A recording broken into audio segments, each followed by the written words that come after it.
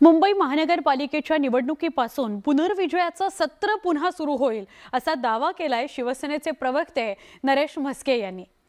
ट्विटरवर काव्याच्या माध्यमातून नरेश म्हस्केंनी ठाकरे गटावर निशाणा साधला, तर ठाकरे गटाने सुद्धा नरेश म्हस्केंना जसंच्या तसं उत्तर दिलेलं आहे। बघूयात।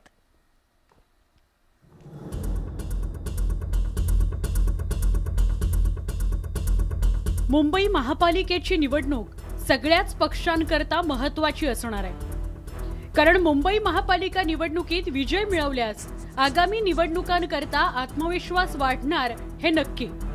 त्यामुळे सगळ्याच पक्षांनी आत्तापासूनच मुंबई महापालिकेसाठी जोर बैठका सुरू केलेल्या आहेत। शिवसेनेचे प्रवक्ते नरेश म्हस्केंनी तर कवितेच्या माध्यमातून पालिका लढाईचं रणशिंग फुंकलंय।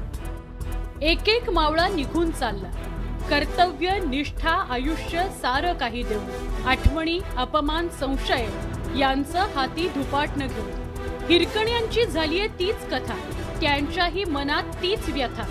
एक एक करून अख्खा पक्ष संपून चालला राव, तरी त्यांचा जग जिंकल्याचा सतत आविर्भाव। निष्ठावंत सगळे आता येतायत एकत्र, बीएमसीतून सुरू होईल पुनर्विजयाचं सत्र।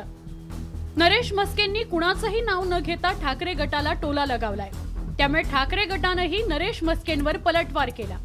ज्यांना जर निवडणुकीत काय लोक करतील आणि कोणाला निष्ठावान समजतात याचा जर विचार करायचा असेल तर होऊ द्या ना बीएमसीचं निवडणूक। आणि ज्या प्रकारच्या रिॲक्शन्स येत आहे त्यामुळेच तर जिल्हा परिषदेच्या निवडणुका होत नाही, नगरपालिकेच्या होत नाहीत, महानगरपालिकेच्या होत नाहीत, मात्र वाचणार कुठे।